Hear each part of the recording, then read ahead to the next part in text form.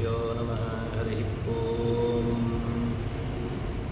योऽन्तः प्रविश्य मम वाचन्मां प्रसुप्तां सञ्जीवयत्यखिलशक्तिधरस्वधाम्ना न्यांश्च हस्तचरणश्रवणप्रकादीन् प्राणान् नमो भगवते पुरुषाय तुभ्यम्।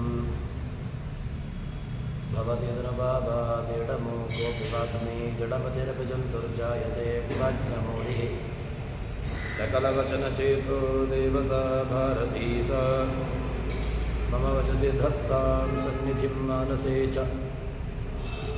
तपो विद्याविरक्त्यादिसद्गुणोघाकरानहं वादिराजगुरून् वन्दे हयग्रीवपदाश्रयान्।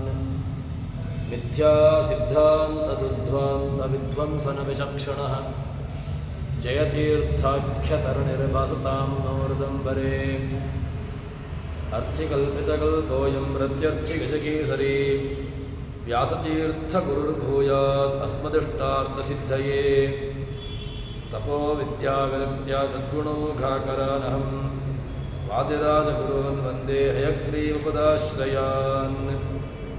दुर्वादिध्वान्तरवे वैष्णवीं देवरेन्दवे श्रीराघवेन्द्रगुरवे नमोऽत्यन्तदयालवे।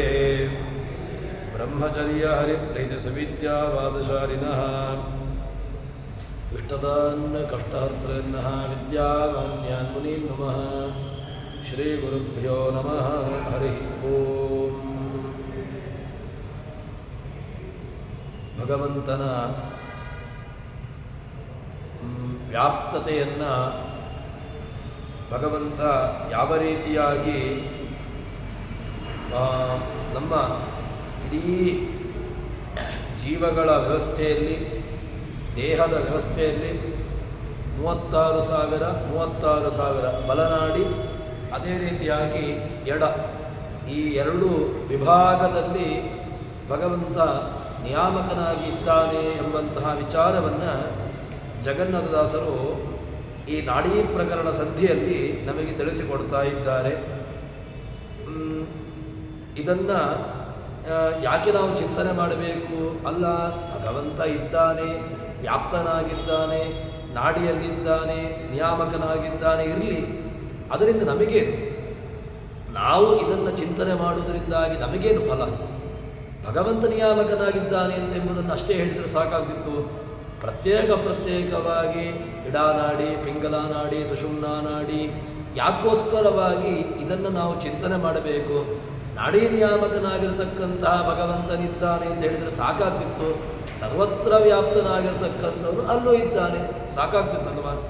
ಇದೆಲ್ಲ ಶಾಸ್ತ್ರದ ವಿಚಾರವನ್ನು ಯಾವ ಕಾರಣಕ್ಕೋಸ್ಕರ ಇದನ್ನು ತಿಳಿಸ್ತಾ ಇದ್ದಾರೆ ಅಂತ ಕೇಳಿದರೆ, ಆರಂಭದಲ್ಲಿ ನಾವು ತಿಳ್ಕೊಳ್ಬೇಕು ಏನು ಅಂತ ಕೇಳಿದರೆ, ನಾಡಿಗಳು ಅದು ಅತ್ಯಂತ ಸೂಕ್ಷ್ಮವಾಗಿರತಕ್ಕಂತಹದ್ದು.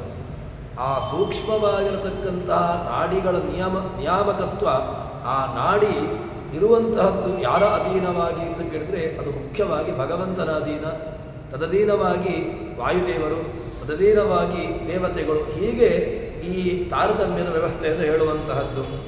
ಅದಕ್ಕೋಸ್ಕರ ಈ ನಾಡಿಗಳ ವಿಚಾರವನ್ನು ನಾವು ಅನುಸಂಧಾನ ಮಾಡಿಕೊಳ್ಳಬೇಕು. ಕಡೆಯ ಪಕ್ಷ ಅದರ ಪೂರ್ಣವಾಗಿ ಆಳವಾಗಿರತಕ್ಕಂತಹ ಚಿಂತನೆ ನಮ್ಮಿಂದ ನಡೆಸಲಿಕ್ಕೆ ಸಾಧ್ಯ ಇಲ್ಲ. ಮತ್ತು ಕಡೆಯ ಪಕ್ಷ ಏನು ಕೇಳಿದರೆ, ಭಗವಂತ ಇಷ್ಟೆಲ್ಲ ನಿಯಾಮಕನಾಗಿದ್ದಾನೆ ಎಂಬುದನ್ನಾದರೂ ಕೂಡ ತಿಳ್ಕೊಳ್ಳಬೇಕು ಎಂಬುದಾಗಿ ಹೇಳುತ್ತಾರೆ ಜಗನ್ನಾಥದಾಸರು. ಮುಂದೆ ದೇಹದಲ್ಲಿರತಕ್ಕಂತಹ, ಪಾದದಲ್ಲಿರತಕ್ಕಂತಹ ವಿಚಾರವನ್ನು ಹೇಳುತ್ತಾರೆ. ಎಷ್ಟು ನಾಡಿಗಳು ಭಗವಂತ ಈ ಕಾಲಿನಲ್ಲಿ, ಪಾದದಲ್ಲಿ ಯಾವ ರೀತಿಯಾಗಿದ್ದಾನೆ ಅಂತ ಕೇಳಿದರೆ, ಕಾಲಿನಲ್ಲಿ 12,000 ನಾಡಿಗಳಿದೆ. ನಾವು ಚಿಂತನೆ ಮಾಡಲಿಕ್ಕೂ ಸಾಧ್ಯ ಇಲ್ಲ. ನಾಡಿಗಳು ಅಂತ ಹೇಳಿದರೆ ಸೂಕ್ಷ್ಮವಾಗಿರತಕ್ಕಂತಹದ್ದು, ತುಂಬ ಎಳೆಯ ಒಂದು ಸಣ್ಣ ಪದರದಲ್ಲಿರತಕ್ಕಂತಹದ್ದು. ಅದರಲ್ಲಿ ಭಗವಂತ ನಿಯಾಮಕನಾಗಿದ್ದಾನೆ ಅಂತ ಹೇಳಿದರೆ ನಾವು ಯೋಚನೆ ಮಾಡಲಿಕ್ಕೂ ಸಾಧ್ಯ ಇಲ್ಲ. ತಲೆಯ ಕೂದಲಿಗಿಂತಲೂ ಕೂಡ ಸೂಕ್ಷ್ಮವಾಗಿರತಕ್ಕಂತಹ ಒಂದು ಕೆಲವೆಲ್ಲ ನಾಡಿಗಳು. ಅಂತಹ ನಾಡಿಗಳು ತಮ್ಮ ತಮ್ಮ ಕಾರ್ಯವನ್ನು ಮಾಡಬೇಕು ಅಂತಾದರೆ, ಇಲ್ಲದಿದ್ದರೆ ದೇವತೆಗಳು ಆಯಾಯ ವ್ಯವಸ್ಥೆಯನ್ನು ಬಿಟ್ಟು ಹೋದರು ಅಂತಾದರೆ ನಮಗೆ ಏನಾಗ್ತದೆ ಅಂತ ಕೇಳಿದರೆ ಆ ಭಾಗದ ಅಧೀನವೇ ನಮಗೆ ಗೊತ್ತಾಗೋದಿಲ್ಲ, ಆ ಭಾಗಗಳೇ ಹೋಗಿಬಿಡುವಂತಹ ಸಂದರ್ಭ. ಅದಕ್ಕೋಸ್ಕರವಾಗಿ ಕಡೆಯ ಪಕ್ಷ ಈ ಚಿಂತನೆ ನಡೆಸಬೇಕು. ಏನು ಅಂತ ಕೇಳಿದರೆ, ಭಗವಂತ ಈ ನಾಡಿಗಳಲ್ಲಿ ನಾವು ಈ ವ್ಯವಸ್ಥಿತವಾಗಿ ಇರಬೇಕು ಅಂತಾದರೆ ಭಗವಂತ ನಿಯಾಮಕನಾಗಿದ್ದಾನೆ ಅಂತನ್ನಾದರೂ ಕೂಡ ಇಲ್ಲಿ ಹೇಳ್ತಾರೆ. ಭಗವಂತ ಪಾದದಲ್ಲಿ 12,000 ನಾಡಿಗಳಿದೆ. ಇನ್ನು ಮಧ್ಯದೇಹದಲ್ಲಿ 14,000 ನಾಡಿಗಳು, ತೋಳಿನಲ್ಲಿ 4,000 ನಾಡಿಗಳು, ಅದಾದ ಮೇಲೆ ತಲೆಯಲ್ಲಿ 6,000 ನಾಡಿಗಳು. ಹೀಗೆ ಒಟ್ಟು 36,000 ನಾಡಿಗಳು ದೇಹದಲ್ಲಿ ಆಯಿತು. 36,000 ಎಡ, 36,000 ಬಲ.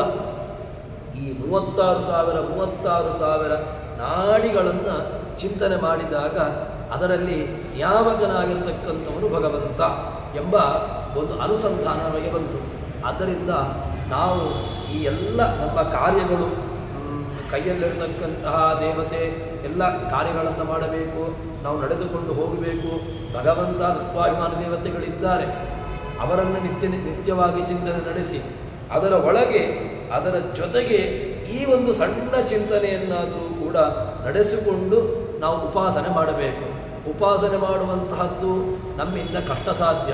ಮತ್ತು ಉಪಾಸನೆ ಮಾಡುವುದು ಹೇಗೆ ಅಂತ ಕೇಳಿದ್ರೆ, ನಮಗೆ ಭಗವಂತನಲ್ಲಿ ಷಡ್ಗುಣೈಶ್ವರ್ಯ ಸಂಪನ್ನನಾಗಿದ್ದಾನೆ ಅಂತ ಎಂಬುದನ್ನೇ ಚಿಂತನೆ ನಡೆಸುವಂತಹದ್ದು ಕಷ್ಟ. ಮತ್ತು ನಾವೇನು ಚಿಂತನೆ ಮಾಡ್ಬೋದು, ಭಗವಂತ ಸರ್ವಶಕ್ತ ಸರ್ವವ್ಯಾಪ್ತ ಅಂತ ಎಂಬುದನ್ನಾದರೂ ಅಷ್ಟೇ ಸಾಮಾನ್ಯವಾಗಿರತಕ್ಕಂತಹ ಚಿಂತನೆಯನ್ನು ನಡೆಸ್ಬೋದು. ಇದೆಲ್ಲ ಈ ಆಳವಾಗಿರತಕ್ಕಂತಹ ಚಿಂತನೆ ಸಾಮಾನ್ಯವಾಗಿರತಕ್ಕಂಥವರಿಗೆ ಅಲ್ಲ, ಮಾಡಬಾರ್ದು ಅಂತಲ್ಲ. ಮತ್ತು ಇದರ ಆಳವಾಗಿರತಕ್ಕಂತಹ ಚಿಂತನೆಯನ್ನು ದೇವತೆಗಳು, ಅದಕ್ಕಿಂತಲೂ ಕೂಡ ಮಿಗಿಲಾಗಿರತಕ್ಕಂತಹ ಚಿಂತನೆಯನ್ನು ರುದ್ರಾದಿಗಳು, ಅದಕ್ಕಿಂತಲೂ ಮಿಗಿಲಾಗಿರತಕ್ಕಂತಹ ಚಿಂತನೆಯನ್ನು ಬ್ರಹ್ಮದೇವರು ವಾಯುದೇವರು ಮಾಡುತ್ತಾರೆ ಅಂತ ಹೇಳ್ತಾರೆ. ಇದನ್ನು ನಾವು ಏನು ಮಾಡ್ಬೋದು, ಎಲ್ಲ ನಿಯಾಮಕನಾಗಿರತಕ್ಕಂಥವನು.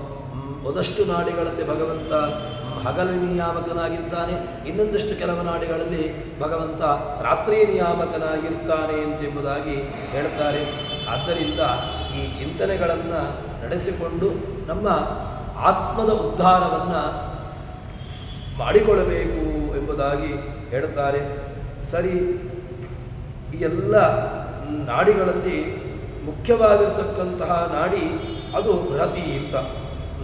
ಯಾಕೆ ಅಂತ ಕೇಳಿದ್ರೆ, ಆ ಬೃಹತಿ ನಾಡಿಗಳಲ್ಲಿ ಅದು ಅವನು ಏನಾಗಿದ್ದಾನೆ, ಬೃಹತಿ ನಾಮಕನಾಗಿರತಕ್ಕಂತಹ ಭಗವಂತ ವಾಸುದೇವ, ಅವನು ಎಲ್ಲ ದೇವತೆಗಳಲ್ಲಿಯೂ ಕೂಡ ಇದ್ದುಕೊಂಡು ತಾನು ನಿಯಾಮಕನಾಗಿದ್ದಾನೆ ಎಂಬುದಾಗಿ ಹೇಳುತ್ತಾರೆ. ಸರಿ, ಇದನ್ನು ಚಿಂತನೆ ನಡೆಸಿಕೊಂಡು ಅದರಲ್ಲಿಯೂ ಕೂಡ ನಿಯಾಮಕವಾಗಿರತಕ್ಕಂತಹ ರೂಪವನ್ನು ನಡೆಸಬೇಕು. ಇಡಾನಾಡಿ, ಪಿಂಗಳಾನಾಡಿ, 72 ಸಹಸ್ರಾಣಿ ಅಂತ ಹೇಳಿಕೊಂಡು ಉಪನಿಷತ್ತು ನಮಗೆ ಹೇಳ್ತದೆ. ಐತರೇಯದಲ್ಲಿ ಆಚಾರ್ಯರ ಭಾಷ್ಯವನ್ನು ಉದ್ಧಾರ ಮಾಡ್ತಾರೆ. 72 ಸಹಸ್ರಾಣಿ ರೂಪಾಣ್ಯೇವಂ ರಮಾಪತೆ ಶತಾಬ್ದಾನಾಂ ಅಹೋರಾತ್ರ ದೈವತಾನ್ಯುತ್ತಮಾನಿ ಚ ಬೃಹತಿ ಸಹಸ್ರವರ್ಣಾನಾಂ ಅಪಿಧ್ಯಾತ್ವಾಖಿಲಾನ್ಯಪಿ ಶತವರ್ಷ ಹರಿಧ್ಯಾನ ಫಲಮಾಪ್ನೋತಿ ಪುರುಷಃ ಅಂತ. ಈ ನಾಡಿಗಳ ಚಿಂತನೆಯನ್ನು ನಡೆಸಿದರೆ ಏನು ಫಲ, ಏನು ಕೇಳಿದ್ರೆ ಫಲ ಇದೆ, ಫಲ ಇಲ್ಲ ಅಂತ ಇಲ್ಲವೇ ಇಲ್ಲ. ಯಾಕೆ ಅಂತ ಕೇಳಿದ್ರೆ, ಆ ಫಲವನ್ನು ಹೇಳ್ತಾರೆ. ಪ್ರತಿದಿನ ದಂಪತಿಗಳನ್ನು ಏನು ಆರಾಧನೆ ಮಾಡಿದರೆ ಏನು ಫಲ ಸಿಗ್ತದೋ ಅದಕ್ಕಿಂತ ಆ ರೀತಿಯಾಗಿರ್ತಕ್ಕಂತಹ ಫಲವನ್ನು ಒಬ್ಬ ಸದ್ಗೃಹಸ್ಥನನ್ನು, ಸದ್ಬ್ರಾಹ್ಮಣನನ್ನು, ಆ ದಂಪತಿ ಸಮೇತರಾಗಿರ್ತಕ್ಕಂತಹ ದಂಪತಿಯನ್ನು ಆರಾಧನೆ ಮಾಡಿದರೆ, ಅವರನ್ನು ಪೂಜೆ ಮಾಡಿದರೆ ಏನು ಫಲ ಸಿಗ್ತದೋ ಆ ಫಲ ಭಗವಂತನ ಈ ಬೃಹತಿ ನಾಮಕನಾಗಿರತಕ್ಕಂತಹ ವಾಸುದೇವ ರೂಪನ ಚಿಂತನೆಯಿಂದ ನಮಗೆ ಲಭಿಸ್ತದೆ ಎಂಬುದಾಗಿ ಈ ರೀತಿಯಾಗಿರತಕ್ಕಂತಹ ಫಲವನ್ನು ಜಗನ್ನಾಥದಾಸರು ತಿಳಿಸಿಕೊಡ್ತಾರೆ. ಸರಿ, ಇದನ್ನೆಲ್ಲ ಇದ್ದಾನೆ ಭಗವಂತ ಆಶ್ರಯನಾಗಿದ್ದಾನೆ, ಏನು ಇದಕ್ಕಾದರೂ ಏನಾದರೂ ಪ್ರಮಾಣ ಇದೆಯೋ, ಅಥವಾ ಸುಮ್ಮನೆ ಜಗನ್ನಾಥದಾಸರು ಏನೋ ಕೂಡ ಸುಮ್ಮನೆ ಏನೋ ಹೇಳುತ್ತಾ ಇದ್ದಾರೆ, ಅವರಿಗೆ ಮನಸ್ಸಿಗೆ ಬಂತು ಅದಕ್ಕೋಸ್ಕರ ಹೇಳುತ್ತಾ ಇದ್ದಾರೋ ಅಂತ ಕೇಳಿದರೆ ಇಲ್ಲ.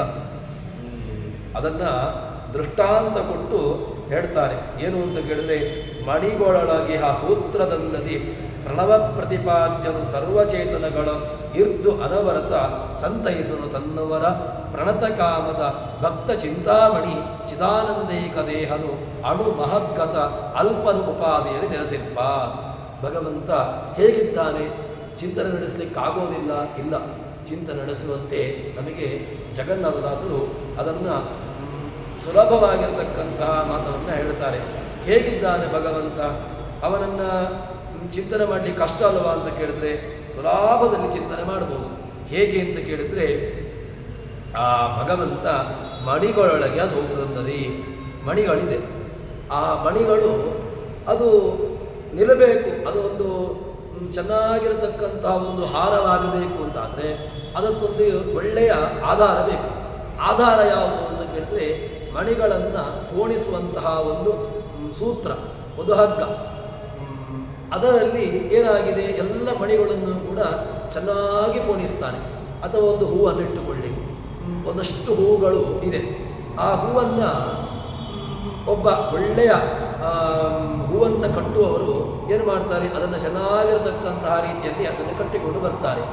ಹೂ ಮಾತ್ರ ಕಾಣ್ತದೆ ನಮಗೆ. ಅದನ್ನು ಹಿಡಿದುಕೊಂಡಿರತಕ್ಕಂತಹ ವ್ಯವಸ್ಥೆ ಯಾವುದು, ಅದು ಯಾವುದರಲ್ಲಿ ಅಷ್ಟು ಚೆನ್ನಾಗಿ ನಿಂತುಕೊಂಡಿದೆ ಅಂತ ಹೇಳಿದರೆ ಹಗ್ಗ. ಇದನ್ನು ಕೃಷ್ಣನು ಕೂಡ ಭಗವದ್ಗೀತೆಯಲ್ಲಿ ಹೇಳಿದ್ದಾನೆ. ಹೇಗೆ ಅಂತ ಕೇಳಿದರೆ, ಜಗತ್ತು ಹೇಗಿದೆ ಅಂತ ಕೇಳಿದರೆ ಮೈ ಸರ್ವವಿಧಂ ಪ್ರೋತಂ ಸೂತ್ರೇ ಮಣಿಗಣ ಇವ. ಕೃಷ್ಣನ ಮಾತು ಏನು ಅಂತ ಕೇಳಿದರೆ ಮೈ ಸರ್ವಮಿದಂ ಪ್ರೋತಂ, ಎಲ್ಲವೂ ಕೂಡ ನನ್ನಲ್ಲಿದೆ. ಹೇಗಿದೆ ಅಂತ ಕೇಳಿದರೆ ಸೂತ್ರೇ ಮಣಿಗಣ ಇವ, ಒಂದು ಸೂತ್ರ, ಆ ಹಗ್ಗ ಸೂತ್ರದಲ್ಲಿ ಹೇಗೆ ಮಣಿಗಳನ್ನು ಪೋಣಿಸಿದ್ದಾನೋ ಅದೇ ರೀತಿಯಾಗಿ ಜಗತ್ತು ಯಾರಲ್ಲಿ ಆಶ್ರಿತವಾಗಿದೆ ಅಂತ ಕೇಳಿದ್ರೆ ನನ್ನಲ್ಲಿ ಆಶ್ರಿತವಾಗಿದೆ. ನಾನು ಈ ಜಗತ್ತನ್ನು ಹಿಡಿದುಕೊಂಡಿದ್ದೇನೆ ಅಂತ. ಆದ್ದರಿಂದ ಜಗತ್ತಿಗೆ ನಿಯಾಮಕನಾಗಿರತಕ್ಕಂಥವನು ಯಾರು ಅಂತಾಯಿತು ಅಂತ ಕೇಳಿದ್ರೆ ಭಗವಂತ ಅಂತಾಯಿತು. ಅದನ್ನು ಜಗನ್ನಾಥದಾಸರು ಬಹಳ ಚೆನ್ನಾಗಿ ಹೇಳುತ್ತಾರೆ. ಮಣಿಗಳು ಕಾಣ್ತಾ ಇದೆ, ಅದರಲ್ಲಿ ಆ ಒಳಗಿರತಕ್ಕಂತಹದ್ದು ಏನು, ಸೂತ್ರ. ಅದರಲ್ಲಿ ಈಗ ಇದನ್ನು ಭಗವಂತನಿಗೆ ಸಮನ್ವಯ ಮಾಡುವಾಗ ಸೂತ್ರದಲ್ಲಿ ಪ್ರಣವ ಪ್ರತಿಪಾದ್ಯನಾಗಿರತಕ್ಕಂತಹ ಭಗವಂತ ಏನಾಗಿದ್ದಾನೆ, ಸರ್ವಚೇತನಗಳಲ್ಲಿ ಅನರ್ಥ, ಸರ್ವಚೇತನಗಳಲ್ಲಿ, ಎಲ್ಲ ಚೇತನಗಳಲ್ಲಿ, ಚರಾಚರ ಜಗತ್ತು ಕೂಡ ಯಾರ ಅಧೀನವಾಗಿದೆ ಅಂತ ಹೇಳಿದ್ರೆ ಅವನ ಅಧೀನ ಅಲ್ವಾ. ಅಂತಹ ಅಧೀನವಾಗಿರತಕ್ಕಂತಹ ಜಗತ್ತು, ಈ ಜಗತ್ತನ್ನು ತಾನು ಹಿಡಿದುಕೊಂಡು ಏನು ಮಾಡ್ತಾನೆ, ಸಂತೈಸುವನು ತನ್ನವನು ಅನವರತ. ತನ್ನವರು ಅಂತ ಯಾರಿದ್ದಾರೆ ಅವರನ್ನು ಭಗವಂತ ಉದ್ಧಾರ ಮಾಡ್ತಾನೆ, ಅವರಿಗೆ ಅಭಯವನ್ನು ಕೊಡ್ತಾನೆ ಅಂತ ಹೇಳ್ತಾರೆ. ಮತ್ತು ಪ್ರಣತ ಕಾಮದ ಪ್ರಣತಃ ಕ್ಲೇಶನಾಶಾಯ ಗೋವಿಂದಾಯ ನಮೋ ನಮಃ ಅಂತ ಕೃಷ್ಣನನ್ನು ಸ್ತೋತ್ರ ಮಾಡ್ತಾರೆ. ಪ್ರಣತಃ ಕ್ಲೇಶನಾಶಾಯ, ನತಃ ಅಂತ ಹೇಳ್ಬೋದಿತ್ತು, ಪ್ರಣತಃ ಕ್ಲೇಶನಾಶಾಯ ಅಂತ ನಮಿಸಿದರೆ ಸಾಕಲ್ವ. ನಮಿಸುವಂತಹದ್ದು ಹೇಗಿರಬೇಕು, ನಮಸ್ಕಾರ ಮಾಡಿದರೆ ಉದ್ಧಾರ ಮಾಡ್ತಾನೆ, ಹೌದು. ರಾಯರನ್ನು ಸ್ತೋತ್ರ ಮಾಡುವಾಗ ನಮತಾಂ ಕಾಮಧೇನನೇ ಅಂತ, ನಮಿಸಿದ ತಕ್ಷಣ ಕಾಮಧೇನುವಾಗಿ ಬಿಡ್ತಾರ ಅಂತ ಕೇಳಿದ್ರೆ, ನಮಿಸಿದ ತಕ್ಷಣ ನಮಸ್ಕಾರ ಮಾಡಿದ ತಕ್ಷಣ ನಮಗೆ ರಾಯರು ನಮಗೆ ಉದ್ಧಾರ ಮಾಡೋದಿಲ್ಲ. ನಾನು ರಾಯರಿಗೆ ನಮಸ್ಕಾರ ಮಾಡ್ತೇನೆ, ರಾಯರಿಗೆ ಹೆಜ್ಜೆ ನಮಸ್ಕಾರ ಮಾಡ್ತೇನೆ, ಅಥವಾ ರಾಯರಿಗೆ ಯಾವುದೋ ಒಂದು ಸೇವೆಯನ್ನು ಕೊಡ್ತೇನೆ, ರಾಯರು ನನಗೆ ಉದ್ಧಾರವನ್ನು ಮಾಡಲಿ ಅಂತ ಹೇಳಿದರೆ, ಆ ರೀತಿಯಾಗಿರ್ತಕ್ಕಂತಹ ಕೇವಲ ಯಾವುದೋ ಒಂದು ಕ್ಷುಲ್ಲಕವಾಗಿರತಕ್ಕಂತಹ ವ್ಯವಸ್ಥೆಯಿಂದಾಗಿ ನಮಗೆ ರಾಯರು ಉದ್ಧಾರ ಮಾಡ್ತಾರಾ? ಇಲ್ಲ. ರಾಯರನ್ನು ನಮಸ್ಕಾರ ಮಾಡುವುದಾಗಲಿ, ದೇವರನ್ನು ನಮಸ್ಕಾರ ಮಾಡುವುದು ಹೇಗೆ ಮಾಡಬೇಕು ಅಂತ ಕೇಳಿದರೆ, ನಮತಾಂ ಕಾಮಧೇನವೇ, ನಮತಿ ಅದು ಹೇಗಿರಬೇಕು ನಮನ ಅಂತ ಕೇಳಿದರೆ ಒಳಗಿನಿಂದ ಬರಬೇಕು. ಭಗವಂತನನ್ನು ಕೂಡ ಅದೇ ರೀತಿಯಾಗಿ ಪ್ರಣತಃ ಕ್ಲೇಶನಾಶಾಯ, ಯಾರು ಸುಮ್ಮನೆ ನಮಸ್ಕಾರ ಮಾಡಿದರೆ ಆಗೋದಿಲ್ಲ. ಮತ್ತು ಶಿರಸ ವರಸ ದೃಷ್ಟ್ಯ ಮನಸ ವಚಸಾರತ ಪದ್ಯಾಂ ಕರಾಭ್ಯಾಂ ಬಾಹುಭ್ಯಾಂ ಪ್ರಣಾಮ ಅಷ್ಟಾಂಗೈರಿತಃ ಅಂತ ಹೇಳಿಕೊಂಡು ನಮನದಲ್ಲಿ 7 ವಿಧವಾಗಿರತಕ್ಕಂತಹದ್ದನ್ನು ಹೇಳ್ತಾರೆ. ಅದೇ ರೀತಿಯಾಗಿ ನಮಸ್ಕಾರವು ಕೂಡ ಹೇಗಿರಬೇಕು ಅಂತ ಕೇಳಿದ್ರೆ, ಒಳಗಿನಿಂದ ನಾನು ನಿನ್ನ ದಾಸ, ನನಗೆ ನೀನು ಸ್ವಾಮಿ, ಈ ಚಿಂತನೆ ನಮಗೆ ಬೇಕು. ಕೇವಲ ಎಲ್ಲರೂ ನಮಸ್ಕಾರ ಮಾಡ್ತಾರೆ, ನಾನು ನಮಸ್ಕಾರ ಮಾಡ್ತೇನೆ, ಎಲ್ಲರೂ ಹೆಜ್ಜೆ ನಮಸ್ಕಾರ ಮಾಡ್ತಾರೆ, ನಾನು ಹೆಜ್ಜೆ ನಮಸ್ಕಾರ ಮಾಡ್ತೇನೆ. ಇಲ್ಲ, ಇಷ್ಟರಿಂದ ಭಗವಂತ ನಮ್ಮ ಮನೆಗೆ ಬಂದು ಕುತ್ಕೊಳ್ತಾನ? ಸಾಧ್ಯವೇ ಇಲ್ಲ. ಯಾಕೆ? ಭಗವಂತನಿಗೆ ಬೇಕಾಗುವಂತಹದ್ದು ಏನು ಕೇಳಿದ್ರೆ ದಾಸ್ಯ ಭಾವನೆ, ಅದೇ ರೀತಿಯಾಗಿ ಸ್ವಾಮಿತ್ವದ ಭಾವನೆ. ಈ ಚಿಂತನೆಯಲ್ಲಿದ್ದಾಗ ನಮಗೆ ಭಗವಂತ ನಮ್ಮನ್ನು ಅನುಗ್ರಹ ಮಾಡ್ತಾನೆ, ಉದ್ಧಾರವನ್ನು ಮಾಡ್ತಾನೆ. ಅದೇ ರೀತಿಯಾಗಿ ಜಗನ್ನಾಥದಾಸರು ಹೇಳಿದಂತಹ ಶಬ್ದ ಏನು ಕೇಳಿದ್ರೆ ಪ್ರಣತ ಕಾಮದ. ಕಾಮದ ಕೇಳಿದ್ದನ್ನು ಕೊಡ್ತಾನೆ. ರಾಯರು ಕೂಡ ಕಾಮಧೇನುಗಳೇ. ಆದರೆ ಹೇಗೆ ಕೇಳುವುದು ಅಂತ ಕೇಳಿದ್ರೆ ಸಿಕ್ಕಿದ್ದನ್ನು ಕೇಳೋದಲ್ಲ. ಕಾಮಧೇನುಗಳು ಅಂತ ಹೇಳಿಕೊಂಡು ಏನೋ ಬೇಕು, ಯಾವುದೋ ಲೌಕಿಕವಾಗಿರತಕ್ಕಂಥ ಚಿಂತನೆಯಲ್ಲಿ ಏನನ್ನೋ ಕೇಳುವಂತಹದ್ದು ಇಲ್ಲ. ಕೇಳಬೇಕು ಅಂತಾದರೆ ಕಾಮಧೇನು ಕೇಳಿದ್ದನ್ನು ಕೊಡ್ತಾರೆ. ಭಗವಂತನೂ ಕಾಮದಕ್ಕೂ ಏನನ್ನು ಬೇಕಾದರೂ ಕೊಡ್ತಾನೆ, ಆದರೆ ಕೊಡುವುದನ್ನು ಕೊಡ್ತಾರೆ ಅಷ್ಟೇ. ರಾಯರು ಕೂಡ ಕೊಡಬೇಕು ಅಂತಾದರೆ ಕೊಡ್ತಾರೆ, ಯೋಗ್ಯತೆ ಇದ್ದರೆ ಕೊಡ್ತಾರೆ, ಯೋಗ್ಯತೆ ಇಲ್ಲ ಅಂತಾದರೆ ರಾಯರು ಯಾವತ್ತೂ ಕೊಡೋದಿಲ್ಲ. ಆದ್ದರಿಂದ ಇಲ್ಲಿ ಜಗನ್ನಾಥದಾಸರು ಹೇಳುವಾಗ ಪ್ರಣತ ಕಾಮದ, ಭಗವಂತ ಕೊಡ್ತಾನೆ. ಕೊಡುವುದು ಯಾರಿಗೆ ಕೊಡ್ತಾನೆ, ಹೇಗೆ ಕೊಡ್ತಾನೆ ಕೇಳಿದ್ರೆ ಅವನನ್ನು ಕೇಳುವಂತಹ ರೀತಿಯಲ್ಲಿ ಕೇಳಬೇಕು. ಪ್ರಣತ ಕಾಮದ, ಚೆನ್ನಾಗಿ ನಮಸ್ಕಾರ ಮಾಡಬೇಕು. ನತ ಕಾಮದ ಅಲ್ಲ, ಪ್ರಾಣತ, ಚೆನ್ನಾಗಿ ನಮಸ್ಕಾರ. ಚೆನ್ನಾಗಿ ನಮಸ್ಕಾರ, ದೀರ್ಘ ದೊಡ್ಡ ನಮಸ್ಕಾರ ಮಾಡ್ತೇನೆ ಅಥವಾ 108 ನಮಸ್ಕಾರ ಮಾಡ್ತೇನೆ, 1008 ನಮಸ್ಕಾರ ಮಾಡ್ತೇನೆ, ಇಲ್ಲ. ಇದೆಲ್ಲ ನಮಸ್ಕಾರಗಳಿಂದಾಗಿ ಭಗವಂತ ನಮಗೆ ಕೇಳಿದ್ದನ್ನು ಕೊಡ್ತಾನೋ? ಹಾಗಾಗುವುದಿಲ್ಲ. ಕೇಳುವಂತೆ ಕೇಳಬೇಕು, ಯೋಗ್ಯತೆ ಇದ್ದದನ್ನು ಕೇಳಬೇಕು. ಏನೇನೋ ನಾನು ಋಷಿ ಆಗಬೇಕು, ನಾನು ದೇವತೆ ಆಗಬೇಕು, ನಾನು ಬ್ರಹ್ಮ ಆಗಬೇಕು ಅಂತ ಹೇಳಿಕೊಂಡು ಸಿಕ್ಕದ್ದನ್ನು ಕೇಳಿದರೆ, ಯೋಗ್ಯತೆ ಇಲ್ಲದನ್ನು, ಯೋಗ್ಯತೆ ಮೀರಿದ್ದನ್ನು ಕೇಳಿದರೆ ಕೊಡ್ಲಿಕ್ಕೆ ಸಾಧ್ಯವೇ ಇಲ್ಲ. ಏನು ಯೋಗ್ಯತೆ ಇದೆಯೋ ಅದನ್ನು ಕೇಳಬೇಕು. ಪ್ರಣತ ಕಾಮದ ಭಕ್ತ ಚಿಂತಾಮಣಿ ಕೊಡ್ತಾನೆ. ಚಿಂತಾಮಣಿ ಅಂತ ಹೇಳಿದ್ರೆ ಅದೇ ಏನು ಚಿಂತನೆ ಮಾಡ್ತೀಯೋ ಅದನ್ನು ಕೊಡ್ತದೆ. ಆ ಮಣಿಗಿರತಕ್ಕಂತಹ ಸಾಮರ್ಥ್ಯ ಅದು. ಚಿಂತಾಮಣಿ ಅಂತ ಹೇಳಿದ್ರೆ ನಾವು ಏನು ಚಿಂತನೆ ಮಾಡ್ತೀವೋ ಮನಸ್ಸಲ್ಲಿ ಯೋಚನೆ ಮಾಡಿದರೆ ಸಾಕು, ಅದನ್ನು ಕೊಡ್ತದೆ. ಭಗವಂತನೂ ಕೂಡ ಅದೇ ರೀತಿಯಾಗಿ ಭಕ್ತ ಏನನ್ನು ಚಿಂತನೆ ಮಾಡ್ತಾನೋ ಅದನ್ನು ಕೊಡುವಂತಹ ಸಾಮರ್ಥ್ಯ ಇದೆ. ಆದರೆ ಕೇಳುವಂತಹ ವ್ಯವಸ್ಥೆಯಲ್ಲಿ ಕೇಳಬೇಕು. ಅಂತಹ ಭಕ್ತ ಚಿಂತಾಮಣಿ ಚಿದಾನಂದೇಕ ದೇಹವನು ಭಗವಂತ ಚಿದ್ರೂಪನಾಗಿರತಕ್ಕಂಥವನು, ಜ್ಞಾನರೂಪನಾಗಿರತಕ್ಕಂಥವನು. ಅಂತಹ ಚಿದಾನಂದನಾಗಿರತಕ್ಕಂತಹ ಭಗವಂತ ಅಣುಮಹದ್ಗತ ಎಲ್ಲಿದ್ದಾನೆ ಅಂತ ಕೇಳಿದ್ರೆ ಸರ್ವೇ ವೇದಾ ಯತ್ಪದಂ ಆಮನಂತಿ ತಪಾಂಸ ಸರ್ವಾಣಿ ತದ್ವದಂತಿ ಯದಿಚ್ಛಂತೋ ಬ್ರಹ್ಮಚರ್ಯಂ ಚರಂತಿ ತತ್ತೇವದಂ ಸಂಗ್ರಹೇಣ ಪ್ರವಕ್ಷೆ ಅಂತ ಹೇಳಿಕೊಂಡು ಕಾಠಕೋಪನಿಷತ್ತು ಹೇಳ್ತದೆ. ಏನನ್ನ? ಯಾರನ್ನ ತಿಳ್ಕೊಂಡ್ರೆ ಸರ್ವೇ ವೇದಾ ಯತ್ಪದಂ ಆಮನಂತಿ, ಎಲ್ಲ ವೇದಗಳು ಕೂಡ ಯಾರನ್ನ ಹೇಳಲಿಕ್ಕೆ ಹೊರಟಿದೆಯೋ, ತಪಾಂಸಿ ಸರ್ವಾಣಿ ಯತ್ವದಂತಿ, ಎಲ್ಲ ತಪಸ್ಸುಗಳು ಕೂಡ ಯಾರನ್ನು ಹೇಳಲಿಕ್ಕೆ ಹೊರಟಿದೆಯೋ, ಯಾರಿಗೋಸ್ಕರ ಹೊರಟಿದೆಯೋ.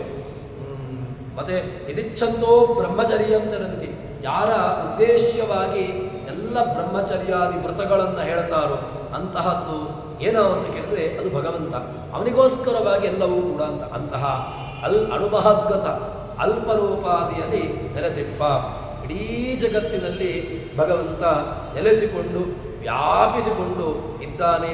ಅಂತಹ ಭಗವಂತನನ್ನು ಚಿಂತನೆ ನಡೆಸಬೇಕು. ಚಿಂತನೆ ನಡೆಸಿ ಏನಾಗಬೇಕು ಅಂತ ಕೇಳಿದ್ರೆ ಆವಾಗ ಭಗವಂತ ನಮ್ಮನ್ನು ಉದ್ಧಾರ ಮಾಡುತ್ತಾನೆ. ಈ ರೀತಿಯಾಗಿ ಚಿಂತನೆ ನಡೆಸಿ ಅಂತಹ ಭಗವಂತನ ದೊಡ್ಡದಾಗಿರತಕ್ಕಂತಹ ಚಿಂತನೆ ನಡೆಸಿದಾಗ ಏನಾಗ್ತದೆ ಅಂತ ಕೇಳಿದರೆ ಅದಕ್ಕೆ ಹೇಳ್ತಾರೆ, ಇದನ್ನು ನಡೆಸಿದರೆ, ಈ ಚಿಂತನೆ ನಡೆಸಿದಾಗ ಸಿಗುವಂತಹ ಫಲ ಏನು ಗೊತ್ತುಂಟ? ಸಾಮಾನ್ಯವಾಗಿರತಕ್ಕಂತಹ ಫಲ ಅಲ್ಲ ಇದು. ಹೇಳ್ತಾರೆ, ಸೂರಿಗಳು ಚಿತ್ತೈಸುವುದು ಭಾಗೀರಥಿಯೇ ಮೊದಲಾದ ತೀರ್ಥಗಳ ಈರಧಿಕ 70,000 ನಾಡಿಗಳಿವು. ಈ ರಹಸ್ಯವು ಅಲ್ಪ ಜನರಿಗೆ ತೋರಿ ಹೇಳದೆ ನಾಡೀ ನದಿಯೊಳು ತೀರ ನದಿಯ ಮಜ್ಜನವ ಮಾಡುತ್ತಲೂ ಸುಖಿಸುವರು. ಈ ಚಿಂತನೆ ನಡೆಸಿದರೆ ದೊಡ್ಡ ಫಲ. ನಾವು ನಿತ್ಯವೂ ಕೂಡ ಗಂಗೆಗೆ ಹೋಗಬೇಕು ಅಂತಿಲ್ಲ, ಅಥವಾ ನಿತ್ಯವೂ ಕೂಡ ಯಾತ್ರೆಯನ್ನು ಮಾಡಬೇಕು ಅಂತಿಲ್ಲ. ಮತ್ತು ಈ ಚಿಂತನೆ ನಡೆಸಿದರೆ ಸಾಕಂತೆ. ಏನು ಫಲ ಅಂತ ಕೇಳಿದ್ರೆ ಸೂರಿಗಳು ಚಿತ್ತೈಸುವುದು. ಇದನ್ನು ಯಾರೋ ಕೂಡ ಇದರಲ್ಲಿ ಪ್ರವೃತ್ತಿಯನ್ನು ಮಾಡುವವರು ಅವರು ಮಾತ್ರ. ಯಾರಿಗೆ ಬೇಡವೋ ಅವರು ಇದರಲ್ಲಿ ಪ್ರವೃತ್ತಿಯನ್ನು ಮಾಡಲಿಕ್ಕೂ ಹೋಗುವುದಿಲ್ಲ, ಇದರ ಬಗ್ಗೆ ಗಮನವನ್ನು ಹರಿಸೋದಿಲ್ಲ, ಬೇಕಾಗಿಲ್ಲ ಅಂತ. ಯಾಕೆ ಅಂತ ಕೇಳಿದ್ರೆ, ಅಯ್ಯೋ ಭಗವಂತನ ಬಗ್ಗೆ ಇದೊಂದು ಮೂಢನಂಬಿಕೆ, ಯಾವುದೋ ಒಂದು ರೀತಿಯಾಗಿ ಏನೋ ಹೇಳಿದ್ದಾರೆ, ದೊಡ್ಡವರು ಪೂರ್ವಜರು ಅವರಿಗೆ ಕೆಲಸ ಇರಲಿಲ್ಲ, ಆದ್ದರಿಂದ ಅವರು ಹೇಳಿದ್ದಾರೆ, ನಮಗೆ ಆಗಬೇಕಿದೆಲ್ಲ. ನಾವು ಈ ಲೌಕಿಕವಾಗಿರತಕ್ಕಂತಹ ಚಿಂತನೆಯಲ್ಲಿ ಇದನ್ನೇ ಸಾಕು, ಇದರಲ್ಲಿಯೇ ಇರೋಣ. ಎಲ್ಲ ಚಿಂತನೆಗಳು ನಾಡಿಗಳಂತೆ ಅಥವಾ ಇನ್ಯಾವುದೋ ವ್ಯವಸ್ಥೆಗಳಂತೆ, ಇನ್ಯಾವುದೋ ಚಿಂತನೆಯಂತೆ ಇದೆಲ್ಲ ಯಾಕೆ ಬೇಕು? ಇದೆಲ್ಲ ನಮಗೆ ಹೇಳಿದ್ದಲ್ಲ, ಈ ವ್ಯವಸ್ಥೆಯೇ ನಮಗೆ ಬೇಡ, ಇದರ ಗೋಜೇ ಬೇಡ ನಮಗೆ ಅಂತ ಹೇಳಿದರೆ, ನಮಗೆ ಭಗವಂತನ ನೆನಪಾಗುವುದು ಯಾವಾಗ ಅಂತ ಕೇಳಿದ್ರೆ, ಆಸ್ಪತ್ರೆಯಲ್ಲಿ ವೈದ್ಯರು ಹೇಳಬೇಕು, ತುಂಬ ಕ್ರಿಟಿಕಲ್ ಕಂಡೀಷನ್ ಇದೆ, ನಾವು ಮಾಡುವಂತಹ ಪ್ರಯತ್ನವನ್ನು ಮಾಡ್ತೇವೆ, ಆದರೂ ಕೂಡ ಇನ್ನೊಂದು ಸ್ವಲ್ಪ ಪ್ರಯತ್ನ ಭಗವಂತನಿಗೆ ಬಿಡಬೇಕಾಗ್ತದೆ, ನಮಗೆ ಈ ಏನು ದೋಷ ಅಂತಲೂ ಗೊತ್ತಾಗ್ತಾ ಇಲ್ಲ ಅಂತ ಹೇಳಬೇಕು. ಇಲ್ಲದಿದ್ದರೆ ನಾವು ತುಂಬ ಏನೆಲ್ಲ ಸ್ಕ್ಯಾನಿಂಗ್ ಮಾಡಲಿಕ್ಕಾಗ್ತದೆ, ಮಾಡಿದೆವು, ಆದರೆ ಎಲ್ಲಿ ದೋಷ ಅಂತಲೇ ಗೊತ್ತಾಗ್ತಾ ಇಲ್ಲ. ಯಾವ ಒಂದು ದೋಷದಿಂದಾಗಿ ಈ ರೀತಿಯಾಗಿರತಕ್ಕಂತಹ ಕಾಯಿಲೆ ಬಂದಿದೆ ಅಥವಾ ಈ ಒಂದು ಸಮಸ್ಯೆ ಬಂದಿದೆ ಅಂತ ನಮಗೆ ಗೊತ್ತಾಗ್ತಾ ಇಲ್ಲ ಅಂತ ಹೇಳಬೇಕು. ಆ ಸಂದರ್ಭದಲ್ಲಿ ನಾವು ದೇವರನ್ನು ಪ್ರಾರ್ಥನೆ ಮಾಡ್ತೇವೆ, ದೇವರೇ ಈ ದೋಷವನ್ನು ಪರಿಹಾರ ಮಾಡು ಅಂತ ಹೇಳಿಕೊಂಡು ಆವಾಗ ದೋಷವನ್ನು ನಾವು ದೇವರಲ್ಲಿ ಪ್ರಾರ್ಥನೆ ಮಾಡ್ತೇವೆ.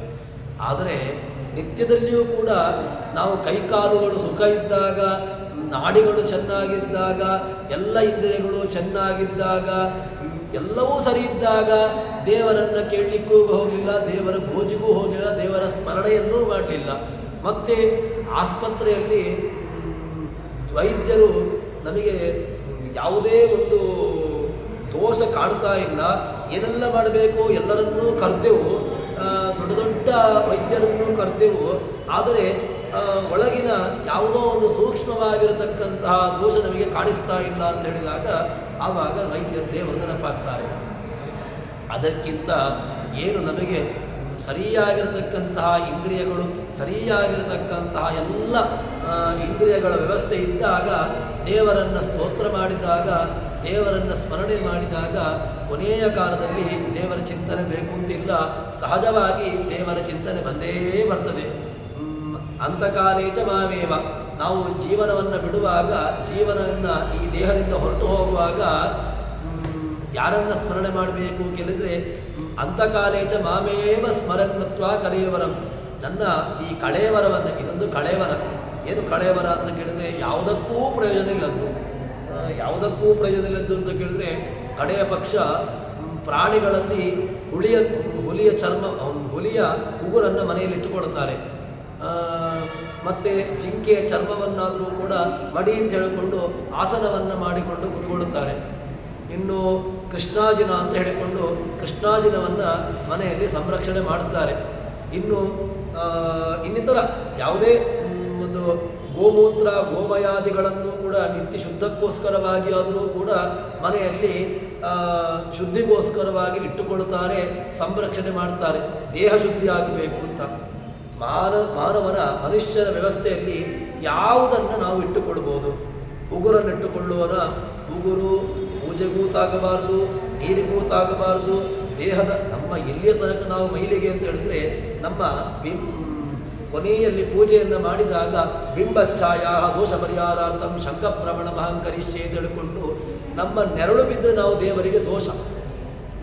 ಪೂಜೆ ಮಾಡುವಾಗ ಬಿದ್ದಂತಹ ನೆರಳು ದೋಷ ಅಂತ ಆಗಬೇಕು ಅಂತಾದರೆ ಮನುಷ್ಯನಲ್ಲಿ ಯಾವುದು ಬಡಿ, ಮನುಷ್ಯನಲ್ಲಿ ಯಾವುದು ಶುದ್ಧ? ಉಗುರು ಶುದ್ಧ ಅಲ್ಲ. ಚರ್ಮವನ್ನು ಮನೆಯಲ್ಲಿ ಇಟ್ಟುಕೊಳ್ಳುವ ಅಂತ ಹೇಳಿದರೆ ಯಾವುದಕ್ಕೋಸ್ಕರ ಅಂತ ಪ್ರಶ್ನೆ. ಸರಿ, ಇನ್ಯಾವುದನ್ನು ಇಟ್ಟುಕೊಳ್ಳುವಂತಹದ್ದು ಯಾವುದೂ ಇಲ್ಲ, ಕೊಟ್ಟು ಹೋಗಬೇಕಷ್ಟೇ. ಈಗಿನ ಲೌಕಿಕವಾಗಿರತಕ್ಕಂತಹ ಚಿಂತನೆಯಲ್ಲಿ ಕಣ್ಣು ದಾನ ಮಾಡಿ, ಕಿಡ್ನಿ ದಾನ ಮಾಡಿ, ಅಥವಾ ಒಳಗಿನ ಇನ್ನು ರಕ್ತವನ್ನು ಕೊಡಿ, ಅಥವಾ ಒಳಗಿನ ಕರುಳನ್ನು ಅಥವಾ ಇನ್ನಿತರ ಏನನ್ನೋ ಕೊಟ್ಟು ಹೋಗಿ ಅಂತ ಹೇಳ್ತಾರೆ ಅಷ್ಟೇ ಹೊರತು, ಅದು ಎಲ್ಲಿ ತನಕ ಸಹಜವಾಗಿ ಕೆಲಸ ಮಾಡ್ತಾ ಇದ್ದರೆ, ಸಹಜವಾಗಿರತಕ್ಕಂತಹ ಕ್ರಿಯೆ ಇತ್ತು ಅಂತಾದರೆ, ಅದರಲ್ಲಿ ಫಂಕ್ಷನಿಂಗ್ ಇತ್ತು ಅಂತಾದರೆ ಅದು ಪ್ರಯೋಜನ ಇಲ್ಲ. ಕೃತಕವಾಗಿರತಕ್ಕಂಥ ವ್ಯವಸ್ಥೆ ಅಂತಾದರೆ ಏನಕ್ಕೂ ಪ್ರಯೋಜನ ಇಲ್ಲ. ಅಂತಹ ಈ ಕಳೆಯವರ ಬಿದ್ದು ಹೋಗುವಂತಹದ್ದು ಒಂದಲ್ಲ ಒಂದು ದಿವಸ ಈ ದೇಹ ಬಿದ್ದು ಹೋಗುವಂತಹದ್ದು. ಅಂತಹ ಬಿದ್ದು ಹೋಗತಕ್ಕಂತಹ ದೇಹದಲ್ಲಿ ಏನನ್ನೇ ಇಟ್ಟುಕೊಳ್ಳಬೇಕು, ಏನು ಚಿಂತನೆ ನಡೆಸಬೇಕು ಅಂತ ಕೇಳಿದ್ರೆ ಇದನ್ನು ಹೇಳ್ತಾರೆ. ನಾವು ಜ್ಞಾನಿಗಳು ಹೇಳ್ತಾರೆ, ಚಿತ್ತೈಸೋದು ಕೇಳಿ ಏನು ಮಾಡಬೇಕು ಕೇಳಿದ್ರೆ, ಭಾಗೀರಥಿಯೇ ಮೊದಲಾದ ದೊಡ್ಡ ತೀರ್ಥ ಯಾವುದು ಕೇಳಿದ್ರೆ ಭಾಗೀರಥಿ, ಗಂಗೆ. ಭಾಗೀರಥಿ, ಭೋಗವನಿ, ಜಾಹ್ನವಿ, ತ್ರಿದಶೇಶ್ವರಿ ಅಂತ ಅವಳಿಗೆ ಬೇರೆ ಬೇರೆಯಾಗಿರ್ತಕ್ಕಂಥ ಹೆಸರುಗಳನ್ನು ಹೇಳ್ತಾರೆ. ನಂದಿನಿ, ನಳಿನಿ, ಸೀತಾ, ಮಾಲತಿ ಚ ಮಲಾಪಹ, ವಿಷ್ಣು ಪಾದಾಬ್ಜ ಸಂಭೂತ, ಗಂಗಾ ತ್ರಿಪಥಗಾಮಿನಿ, ಭಾಗೀರಥಿ, ಭೋಗವತಿ, ಜಾಹ್ನವಿ, ತ್ರಿದಶೇಶ್ವರಿ ಅಂತ ಹೇಳಿಕೊಂಡು ತತಶೈತಾಯ ನಾಮಾನಿ ಯತ್ರ ಯತ್ರ ಜಲಾಶಯೇ ಸ್ನಾನಕಾಲೇ ಪಡೆ ನಿತ್ಯಂ ತತ್ರ ತತ್ರ ವಸಾಮ್ಯಹಂ ಅಂತ ಹೇಳಿಕೊಂಡು ನಿತ್ಯದಲ್ಲಿಯೂ ಕೂಡ ಸ್ನಾನವನ್ನು ಮಾಡುವಾಗ ಚಿಂತನೆ ಮಾಡಬೇಕು.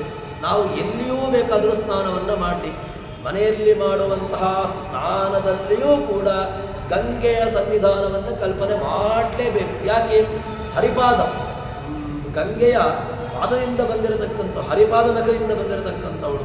ಅಂತಹ ಗಂಗೆ ಸದಾ ಶುದ್ಧಳಾಗಿರತಕ್ಕಂಥವಳು. ನಾವು ಶುದ್ಧರಾಗಿರಬೇಕು, ಶುದ್ಧರಾಗಬೇಕು ಅಂತಾದರೆ ಅಂತಹ ಭಾಗೀರಥಿಯನ್ನು ಚಿಂತನೆ ಮಾಡಬೇಕಂತೆ. ಅದಕ್ಕೆ ನಿತ್ಯದಲ್ಲೂ ಕೂಡ ಭಾಗೀರಥಿಗೆ ಹೋಗ್ಲಿಕ್ಕಾಗ್ತದಾ ಕೇಳಿದ್ರೆ ಹೋಗ್ಲಿಕ್ಕಾಗೋದಿಲ್ಲ. ಪ್ರತಿ ಸಲವೂ ಕೂಡ ಕಾಶಿಗೆ ಅಥವಾ ಪ್ರತಿನಿತ್ಯವೂ ಕೂಡ ಬದ್ರೆಗೆ ಹೋಗುವನ ಅಂತ ಕೇಳಿದ್ರೆ ಆಗುವಂತಹ ವ್ಯವಸ್ಥೆಯಲ್ಲ. ಮತ್ತು ನಾವು ಸಾಮಾನ್ಯವಾಗಿರತಕ್ಕಂತಹ ಒಂದು ಚಿಂತನೆಯನ್ನು ಕೊಡ್ತಾರೆ ನಮಗೆ. ಸೂರಿಗಳು ಚಿತ್ತೈಸುವುದು ಭಾಗೀರಥಿಯೇ ಮೊದಲಾದ ತೀರ್ಥಗಳು ಎಲ್ಲಿರ್ತದೆ ಕೇಳಿದ್ರೆ ಈ ನದಿಗೆಯೇ 72,000 ನಾಡಿಗಳಲ್ಲಿ ಇಹವು. ಈ 72,000 ನಾಡಿಗಳಲ್ಲಿ ಇದ್ದಾವೆ. 72,000 ನಾಡಿಗಳು, 36,000 ಬಲ, 36,000 ಎಡದಲ್ಲಿ ಗಂಗೆಯ ಸನ್ನಿಧಾನ. ಒಟ್ಟು 72,000 ನಾಡಿಗಳಿದೆ. ಆ 72,000 ನಾಡಿಗಳಲ್ಲಿ ಭಾಗೀರಥಿಯ ಸನ್ನಿಧಾನ ಉಂಟು. ಇದನ್ನು ಚಿಂತನೆ ಮಾಡಿ ಗಂಗೆಯಲ್ಲಿ ಸ್ನಾನ ಮಾಡಿದಂತಹ ಪುಣ್ಯ ಬರ್ತದೆ ನಿಮಗೆ. ಮತ್ತು ಈ ರಹಸ್ಯವು ಅಲ್ಪ ಜನರಿಗೆ ತೋರಿಪೇಳದೆ. ಇದು ರಹಸ್ಯ. ಇದನ್ನು ಎಲ್ಲರೂ ಕೂಡ ಇದನ್ನು ಯಾವತ್ತೂ ಹೇಳುವಂತಹ ಮಾತು. ಬನ್ನಿ ನಾನೊಂದಷ್ಟು ವಿಚಾರವನ್ನು ಹೇಳ್ತೇನೆ, ದೇವತಾ ವಿಚಾರವನ್ನು ಎಲ್ಲರಿಗೂ ಹೇಳ್ತೇನೆ ಅಂತ ಹೇಳಿಕೊಂಡು ಅಯೋಗ್ಯರಿಗೂ ಕೂಡ ಹೇಳಲಿಕ್ಕೆ ಇರುವಂಥದ್ದಲ್ಲ. ಅಥವಾ ಅಯೋಗ್ಯರಿಗೆ ಅದನ್ನು ಕೇಳಿ ಅವರದನ್ನು ಅಪಾರ್ಥ ಮಾಡಿ ಅನ್ಯಥಾ ಭಾವಿಸುವಂತಹದ್ದೇ ಜಾಸ್ತಿ. ಅದಕ್ಕೋಸ್ಕರ ಈ ರಹಸ್ಯಗಳು ಅದರಲ್ಲಿ ಯೋಗ್ಯತೆ ಉಂಟು ಅಂತಾದರೆ ಅವನದರಲ್ಲೇ ಪ್ರವೃತ್ತಿಯನ್ನು ಮಾಡ್ತಾನೆ, ಅದು ತನಗೆ ಯೋಗ್ಯವಾಗಿರತಕ್ಕಂತಹ ಗತಿಯನ್ನು ಹೊಂದುತ್ತಾನೆ. ಅದಕ್ಕೋಸ್ಕರ ಹೇಳ್ತಾರೆ ಜಗನ್ನಾಥದಾಸರು, ಈ ರಹಸ್ಯವು ಇದೊಂದು ರಹಸ್ಯ ಅಲ್ಪ ಜನರಿಗೆ ತೋರಿಬೇಡದೆ. ಇದನ್ನು ಸಾಮಾನ್ಯವಾಗಿ ಅಲ್ಪಜ್ಞರಿಗೆ ಹೇಳಬೇಡಿ. ಹೇಳಿ ಮತ್ತೆ ಇದನ್ನು ಯಾರಿಗೆ ದಿಯಾರವಂತೆ ಸೂರಿಗಳು ಯಾರಿದ್ದಾರೆ, ಜ್ಞಾನಿಗಳು ಯಾರಿದ್ದಾರೆ, ಯಾರಿಗೆ ಭಗವಂತನ ಅನುಗ್ರಹ ಬೇಕು ಅಂತ ಅಪೇಕ್ಷೆ ಇದೆ, ಅವರು ಇದನ್ನು ಚಿಂತನೆ ನಡೆಸ್ತಾರೆ. ಯಾರು ಅಂತ ಅಲ್ಪಜ್ಞರು ಅನಾವಿಷ್ಕರನ್ನು ಅನ್ವಯಾತ್ ಅಂತವತ್ತು ಫಲಂ ತೇಜ ತದ್ಭವತ್ಯಲ್ಪಮೇಧಸಾಂ ಅಂತ. ಮಂದಬುದ್ಧಿಯವರು ಅವರು ಲೌಕಿಕವಾಗಿರತಕ್ಕಂಥ ಭೋಗದ ವಿಷಯದಲ್ಲಿ ತಮ್ಮ ಪ್ರವೃತ್ತಿಯನ್ನು ಮಾಡ್ತಾರೆ. ಅಯೋಗ್ಯ ಪುರುಷ ಉಪದೇಶ, ಅಯೋಗ್ಯರಾಗಿರತಕ್ಕಂಥ ಯೋಗ್ಯತೆ ಇಲ್ಲದವರಿಗೆ ಹೇಳ್ತೇನೆ ಅಂತ ಹೇಳಿದ್ರೆ ಬೇಡ. ಅಯೋಗ್ಯರಿಗೆ ಇರುವಂತಹದ್ದಲ್ಲವೇ ಅಲ್ಲ. ಅಯೋಗ್ಯರು ಅವರು ಯಾವತ್ತೂ ಕೂಡ ಇದರ ಕಡೆಗೆ ಬರೋದೇ ಇಲ್ಲ. ಅವರ ಇದನ್ನು ಒಲವನ್ನೂ ಒಟ್ಟಿಕೊಳ್ಳೋದಿಲ್ಲ, ಮತ್ತು ಅವರಿಗೆ ಈ ಚಿಂತನೆಗಳೂ ಬೇಕಾಗಿಲ್ಲ. ಅದಕ್ಕೋಸ್ಕರ ಹೇಳ್ತಾರೆ ದಾಸರು, ಇದನ್ನು ಯಾರಿಗೆ ಹೇಳಬೇಕು ಅಂತ ಕೇಳಿದರೆ, ಯಾರು ಧೀರರನುದಿನ ಮಜ್ಜನವು ಮಾಡುತ್ತಲೇ ಸುಖಿಸುವರು. ಧೀರರು ಯಾರಿದ್ದಾರೆ? ಬುದ್ಧಿಯಿಂದ ರಮಿಸುವರು. ಯಾರಿಗೆ ಬುದ್ಧಿ ಇದೆ, ಬುದ್ಧಿ ಉಳ್ಳವರು ಇದನ್ನು ತಿಳ್ಕೊಳ್ಳುತ್ತಾರೆ. ಬುದ್ಧಿ ಇಲ್ಲದವರು ಇದರ ಕಡೆಗೆ ಗಮನವನ್ನು ಹರಿಸೋದಿಲ್ಲ, ಇದರ ಕಡೆಗೆ ಬೇಕಾಗೂ ಇಲ್ಲ ಅಂತ ಒಂದು ರೀತಿಯಾಗಿ ತಮಾಷೆಯನ್ನು ಮಾಡುತ್ತಾರೆ. ಭಗವಂತ ಈ ಚಿಂತನೆಗಳನ್ನು ಮಾಡಬೇಕು. ನಡೆಸುವ ಮೂಲಕವಾಗಿ ನಿತ್ಯದಲ್ಲಿಯೂ ಕೂಡ ಗಂಗಾದಿ ತೀರ್ಥಗಳ ಸನ್ನಿಧಾನ, ಭಗವಂತನ ಸನ್ನಿಧಾನ, ಭಗವಂತನ ಚಿಂತನೆ, ಪ್ರಾಣದ ಚಿಂತನೆ, ದೇವತಾ ಚಿಂತನೆ, ತತ್ವಾಭಿಮಾನ ದೇವತೆಗಳ ಚಿಂತನೆಯನ್ನು ನಡೆಸಿದಂತಹ ಮಹತ್ತರವಾಗಿರತಕ್ಕಂತಹ ಪುಣ್ಯದಲ್ಲಿ ಅವರು ಭಾಗಿಯಾಗ್ತಾನೆ ಎಂಬುದಾಗಿ ಅಷ್ಟು ದೊಡ್ಡ ಮಹತ್ತರವಾಗಿರತಕ್ಕಂತಹ ಒಂದು ದೊಡ್ಡ ಪುಣ್ಯವನ್ನು ನಮಗೆ ಹೇಳುತ್ತಾರೆ. ಅದಾದ ಮೇಲೆ ದೇವತೆಗಳು ಕೂಡ ದೇಹದಲ್ಲಿರ್ತಾರೆ. ಯಾರೆಲ್ಲ ಇದ್ದಾರೆ ಅಂತ ಕೇಳಿದ್ರೆ ಸಹಜವಾಗಿ ದೇವತೆ ಬಲದ ನಾಡಿಗಳಲ್ಲಿ ದೇವತೆಗಳಿರ್ತಾರೆ. ಬ್ರಹ್ಮ ವಾಯು ಸರಸ್ವತಿಯರು ಬಲದ ನಾಡಿಗಳಲ್ಲಿ, ಇನ್ನು ಶೇಷದೇವರು ಇರ್ತಾನೆ, ಗರುಡ ಮತ್ತು ಶಿವ, ಷಣ್ಮಹಿಷಿಗಳು, ವಾರುಣಿ, ಇಂದ್ರಕಾಮರು, ಇವರೆಲ್ಲರೂ ಕೂಡ ನಮ್ಮ ಇಂದ್ರಿಯಗಳು ಚೆನ್ನಾಗಿ ಕಾರ್ಯವನ್ನು ಮಾಡಬೇಕು. ಇಂದ್ರಿಯಗಳ ಒಳಗಿರತಕ್ಕಂತಹ ದೇವತೆಗಳು ತತ್ತತ್ ಅಭಿಮಾನಿ ದೇವತೆಗಳು ಅಲ್ಲಿದ್ದುಕೊಂಡು ಈ ಎಲ್ಲ ಕಾರ್ಯವನ್ನು ಮಾಡ್ತಾರೆ ಅಂತ ಹೇಳ್ತಾರೆ. ಸರಿ, ಇದನ್ನು ಚಿಂತನೆ ಮಾಡಿ ಭಗವಂತ ಏನು ಮಾಡ್ತಾನೆ, ಯಾವ ರೀತಿಯಾಗಿ ಅನುಗ್ರಹ ಮಾಡ್ತಾನೆ ಅಂತ ಕೇಳಿದ್ರೆ ಹೇಳ್ತಾರೆ, ಇನಿತು ನಾಡಿ ಶಾಖೆಗಳು ಈ ತನುವಿನೊಳು ಇಹವೆಂದು ಏಕಾತ್ಮನು ದ್ವಿಸಪ್ತತಿ ಸಾವಿರಾತ್ಮಕನಾಗಿ ನಾಡಿಯೊಳು ವನಿತೆಯಿಂದೊಡಗೂಡಿ ನಾರಾಯಣ ದಿವಾರಾತ್ರಿಯೊಳು ಈ ಪರಿ ವನಜಾಂಡದೊಳ ಅಖಿಲ ಜೀವರನ್ನು ಮಹಿಸುವ. ಭಗವಂತ ಈ ನಾಡೀಗತನಾಗಿ ಇದ್ದಾನೆ. ನಾಡೀಗತನಾಗಿರ್ತಕ್ಕಂತಹ ಭಗವಂತ ಏನು ಮಾಡ್ತಾನೆ ಅಂತ ಕೇಳಿದರೆ ಈ ದೇಹದಲ್ಲಿ ಅನುಗ್ರಹವನ್ನು ಮಾಡ್ತಾನೆ. ಅನುಗ್ರಹ ಹೇಗಿರ್ತದೆ ಅಂತ ಕೇಳಿದರೆ ಕಣ್ಣಿನ ಜೊತೆಗೆ ಕಣ್ಣಿನ ರೆಪ್ಪೆ, ಕಣ್ಣು ಇದೆ, ಕಣ್ಣಿನ ರೆಪ್ಪೆಯೂ ಇದೆ. ಕಣ್ಣಿನ ರೆಪ್ಪೆ ಕಣ್ಣನ್ನು ರಕ್ಷಣೆ ಮಾಡ್ತದೆ. ಕಣ್ಣಿನ ರೆಪ್ಪೆಗೆ ರಕ್ಷಣೆ ಮಾಡಬೇಕು ಅಂತ ಕಣ್ಣಿನ ರೆಪ್ಪೆಗೆ ಹೇಳಿಕೊಡಬೇಕು ಅಂತಿಲ್ಲ. ಕಣ್ಣಿಗೆ ಕಸ ಬೀಳುವಾಗಲೋ, ಕಣ್ಣಿಗೆ ಯಾವುದೋ ಒಂದು ಕೈಯೋ ಅಥವಾ ಇನ್ನಿತರ ಏನೋ ಒಂದು ಗಾಳಿಯ ಮೂಲಕವಾಗಿ ಇನ್ನಿತರ ಮೂಲಕವಾಗಿ ಏನೋ ಒಂದು ಬಂತು ಅಂತಾದರೆ ಕಣ್ಣು ಸಹಜವಾಗಿ, ರೆಪ್ಪೆ ಸಹಜವಾಗಿ ಮುಚ್ಚಿಬಿಡ್ತದೆ. ಆ ರೀತಿಯಾಗಿ ಭಗವಂತ ರಕ್ಷಣೆ ಮಾಡ್ತಾನೆ ಅಂತ. ಕಣ್ಣು ಕಾಣ್ತದೆ, ರೆಪ್ಪೆ ಕಾಣ್ತದೆ ಅಂತ ಕೇಳಿದ್ರೆ ನಮ್ಮ ರೆಪ್ಪೆ ನಮಗೆ ಕಾಣುವುದಿಲ್ಲ. ಆದರೆ ಕಣ್ಣನ್ನು ರಕ್ಷಣೆ ಮಾಡ್ತಾ ಉಂಟು ಕೇಳಿದ್ರೆ ಕಣ್ಣನ್ನು ರಕ್ಷಣೆ ಮಾಡ್ತಾ ಉಂಟು. ಹೇಗೆ ರಕ್ಷಣೆ ಮಾಡ್ತಾ ಉಂಟು, ಭಗವಂತ ಹೇಗೆ ರಕ್ಷಣೆ ಮಾಡ್ತಾ ಇದ್ದಾನೆ ಅಂತ ಕೇಳಿದರೆ ಇದೇ ತೆರನಾಗಿ ನಮ್ಮನ್ನು ರಕ್ಷಣೆ ಮಾಡ್ತಾ ಇದ್ದಾನೆ. ಕಣ್ಣಿನ ರೆಪ್ಪೆಯ ಜೊತೆಗೆ ಕಣ್ಣು ಹೇಗಿದೆಯೋ ಆ ರೆಪ್ಪೆ ಕಣ್ಣನ್ನು ರಕ್ಷಣೆ ಮಾಡ್ತಾ ಉಂಟು. ಅದೇ ತೆರನಾಗಿ ನಮ್ಮನ್ನು ರಕ್ಷಣೆ ಮಾಡ್ತಾ ಇದ್ದಾನೆ. ಹೊಕ್ಕಳಿನ ಮೂಲಕವಾಗಿ ಆ ಮೂಲದಿಂದ ಇರತಕ್ಕಂತಹ ಸುಷುಮ್ನ ನಾಡಿ ಅದು ದೇಹದ ಶಿರೋಭಾಗದ ತನಕ ಇದೆ. ಅದು ಅಲ್ಲಿ ದೇವರು ರಕ್ಷಣೆ ಮಾಡ್ತಾ ಇದ್ದಾರೆ. ಇತರ ದೈತ್ಯರು, ಇತರ ಆಸುರೀ ಶಕ್ತಿಗಳು ದೇಹವನ್ನು ಪ್ರವೇಶ ಮಾಡದಂತೆ ದೇಹದಲ್ಲಿ ನಾಡೀಗತನಾಗಿ ಭಗವಂತ ಅಲ್ಲಿದ್ದಾನೆ. ಪ್ರಾಣದೇವರಿದ್ದಾರೆ. ಇಡೀ ದೇಹದಲ್ಲಿ 10 ಪ್ರಾಣಗಳಿದೆ. ಪ್ರಾಣ, ಅಪಾನ, ವ್ಯಾನ, ಉದಾನ, ಸಮಾನ, ನಾಗ, ಕೂರ್ಮ, ಕೃಕರ, ದೇವದತ್ತ, ಧನಂಜಯ, 10 ಪ್ರಾಣಗಳು. ಇದರಲ್ಲಿ ಈ ಪ್ರಾಣಾಪಾನ, ವ್ಯಾನ, ಉದಾನ, ಸಮಾನವೂ ಕೂಡ ಅದು ಪ್ರಾಣನ ವ್ಯವಸ್ಥೆ. ಇನ್ನು ನಾಗ, ಕೂರ್ಮ, ಕೃಕರ, ದೇವದತ್ತ, ಧನಂಜಯ ಇದೂ ಕೂಡ ಉಪಪ್ರಾಣಗಳು. ದೇಹದಲ್ಲಿ ಯಾವುದೋ ಒಂದು ಆಸುರೀ ಶಕ್ತಿಗಳು ಅಥವಾ ಯಾವುದೋ ಒಂದು ಬಾಹ್ಯವಾಗಿರತಕ್ಕಂತಹ ವ್ಯವಸ್ಥೆಗಳು ದೇಹವನ್ನು ಬಾಧಿಸಬಾರದು ಎಂಬಂತಹ ದೃಷ್ಟಿಯಿಂದಾಗಿ ಪ್ರಾಣದೇವರು ಇದ್ದಾರೆ. ಪ್ರಾಣಶಕ್ತಿಯ ಜೊತೆಗೆ ಭಗವಂತನು ಕೂಡ ಇದ್ದಾನೆ. ಈ ಮಹತ್ತರವಾಗಿ ಭಗವಂತ ದೇಹವನ್ನು ರಕ್ಷಣೆ ಮಾಡ್ತಾ ಇದ್ದಾನೆ. ಅದೇ ರೀತಿಯಾಗಿ ಪ್ರಾಣ ರಕ್ಷಣೆ ಮಾಡ್ತಾನೆ. ಯಾವುದೆಲ್ಲ ಅಂತ ಕೇಳಿದ್ರೆ ಅಪಾನ ರೂಪದಲ್ಲಿ ತ್ಯಾಜ್ಯ ವಸ್ತುಗಳ ಬಹಿನಿಷ್ಕಾಸ, ಇನ್ನು ವ್ಯಾನ ರೂಪದಿಂದಾಗಿ ಶ್ವಾಸೋಚ್ಛ್ವಾಸವನ್ನು ನಿತ್ಯದಲ್ಲಿಯೂ ಕೂಡ ಮಾಡ್ತಾನೆ. ಇನ್ನು ಉದಾನ ರೂಪದಿಂದಾಗಿ ದೇಹದ ಆರೋಗ್ಯ, ಸಮಾನ ರೂಪದಿಂದಾಗಿ ದೇಹ ಸಮಾನವಾಗಿರುವಂತಹ ವ್ಯವಸ್ಥೆ, ಇನ್ನು ನಾಗರೂಪದಿಂದಾಗಿ ಭಾರ ಎತ್ತುವಂತಹ ಕಾರ್ಯ, ಕೂರ್ಮ ರೂಪದಿಂದಾಗಿ ಕಣ್ಣಿನ ದೃಷ್ಟಿಯ ರಕ್ಷಣೆ, ಕೃಕರ ರೂಪದಿಂದಾಗಿ ಹಸಿವು ಇತ್ಯಾದಿಗಳು, ದೇವದತ್ತ ರೂಪದಿಂದಾಗಿ ನಿದ್ರೆ, ಧನಂಜಯ ರೂಪದಿಂದಾಗಿ ದೇಹದ ಕಾಂತಿ.